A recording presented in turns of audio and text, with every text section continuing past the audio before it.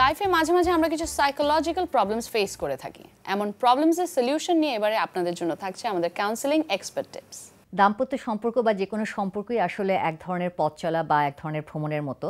সময়ের সাথে সাথে এর বন্ধন বা নির্ভরশীলতা বাড়লেও পারস্পরিক যে ভালো লাগা, পরস্পরের প্রতি সম্মানবোধ, নানা রকমের আকর্ষণ, এটা কিন্তু নানাভাবে নানা দিক থেকে এবং নানা কারণেই পরিবর্তনের মধ্যে দিয়ে যায়।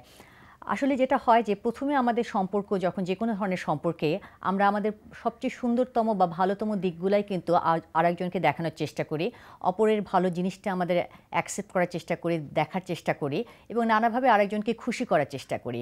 সময়ের সাথে সাথে এই যে চেষ্টা, এই চেষ্টাটা কিন্তু আসলে অনেকখানি কমে যায়। তাছাড়া একসময় অন্যের যেই বৈশিষ্ট্যগুলো খুব ভালো লাগতো বা খুব গুরুত্বপূর্ণ মনে হতো, এটার সাথে টাইমের সাথে সাথে এটা এক ধরনের ফিকে হয়ে যায়। এবং অনেক ক্ষেত্রে যেটা হয় আরও যে আমাদের সময়ের সাথে সাথে আমাদের যে নেগেটিভ যে দিকগুলো বা নেতিবাচক যে দিকগুলো সেগুলো অনেক সময় সামনে চলে আসে। এবং দাম্পত্যের শীতলতা তখনই চলে আসে যখন এই নেতিবাচক দিকগুলো আমাদের পজিটিভ দিকগুলোকে ছাপিয়ে সামনে চলে আসে এবং অন্যের ভালো জিনিসটা আমরা আর দেখতে পারি না। যে কোনো সম্পর্কের মধ্যে দাম্পত্য সম্পর্কের কিন্তু আমাদের নিজেদের প্রতি এক ধরনের ভালো লাগা বা সেলফ এস্টিমটা কিন্তু বাড়িয়ে দেয়। পরস্পরের প্রতি স্নেহ প্রকাশ করা, নিজেকে প্রায়োরিটি পাওয়া, অন্যের চোখে নিজেকে সুন্দর দেখা, ভালো দেখা, এই সব কিছুই কিন্তু আমাদের যে ইমোশনাল নিড বা ফুলফিলমেন্ট সেটা কিন্তু বাড়ানোর জন্য দাম্পত্য সম্পর্কটার সুযোগ সবচাইতে বেশি।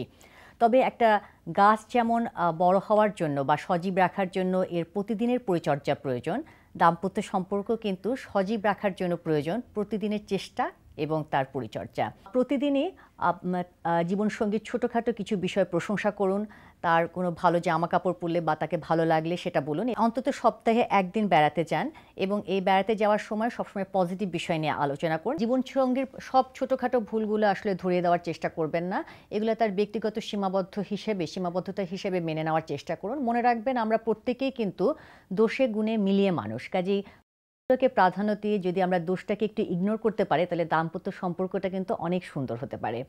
এছাড়া যখন আপনার জীবনসঙ্গী কোনো ব্যাপারে আপনার ব্যাপার অভিযোগ করবে, সেটা সাথে সাথে তর্ক না করে বা নিজেকে ডিফেন্ড না করে মনোযোগ দিয়ে শুনুন এবং প্রয়োজনে তাকে সরি বলুন। একটি সরি কিন্তু আপনাকে অনেক সমস্যার সমাধান করে ফেলতে পারবে।